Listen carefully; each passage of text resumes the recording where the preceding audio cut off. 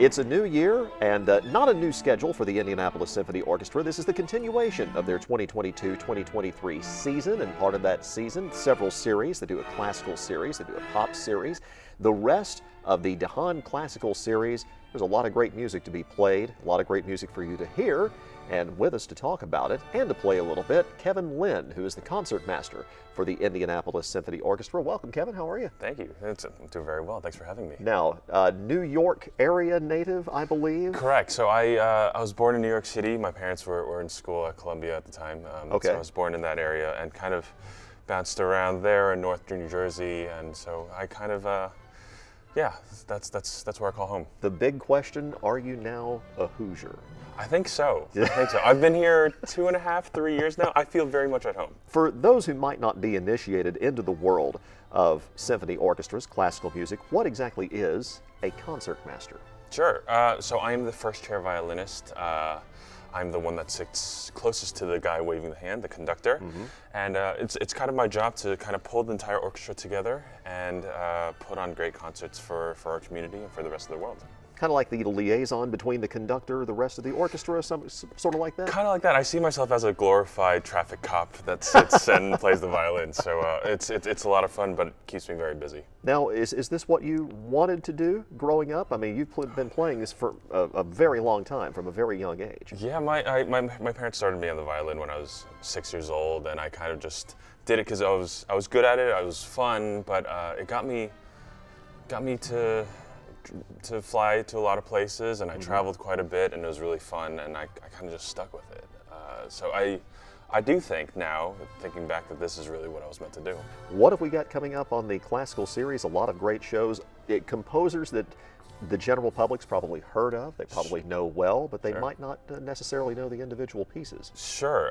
So we've got some blockbusters like Beethoven's Eighth Symphony, Mahler's First Symphony, but we also have some maybe lesser known works, some works by Carl Nielsen, and also, you know, with these great symphonies, we have brought in some amazing conductors from all over the world, and they're going to be right here in Indianapolis working with us, and most of our concerts will be on Friday and Saturday evenings.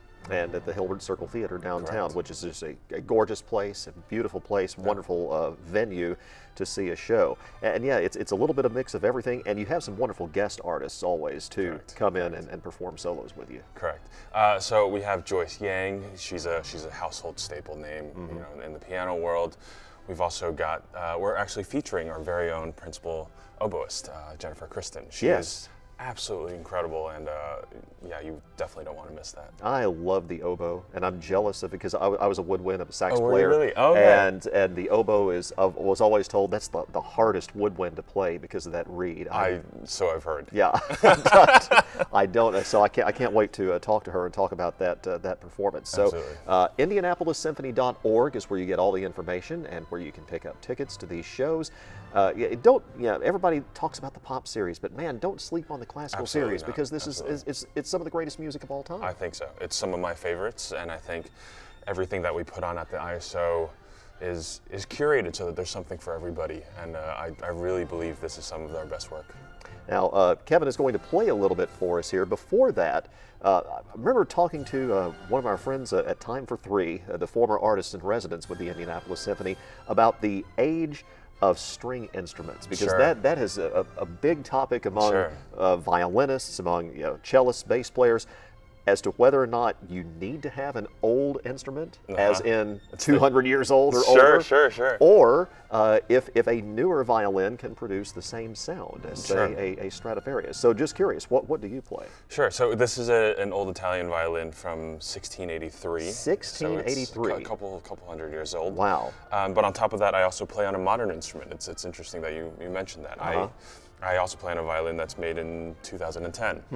And it really just depends on what the repertoire calls for. This is got a bit of a sweeter, more mellow sound, and maybe it doesn't project quite as much as something that's made in 2010, a little bit more robust. I can really dig into it. Okay. So what I play depends on the day and also just what the concert calls for.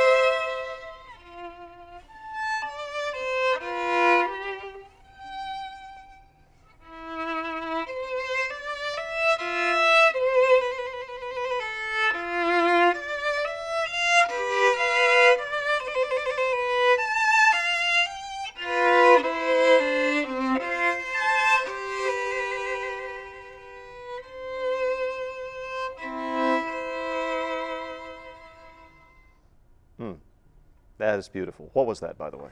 It was one of the movements from the Bach Six Partitas and Sonatas. Okay, all right. And the violin is it's such a beautiful.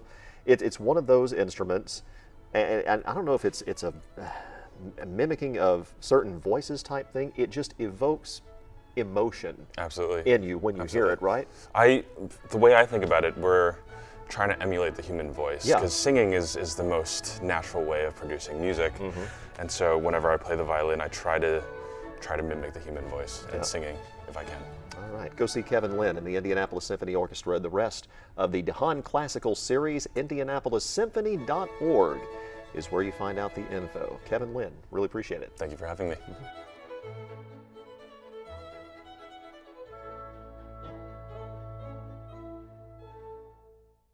Thanks for watching, and I hope you'll subscribe to my channel. And if you'd like some more good music, click on that video right over there.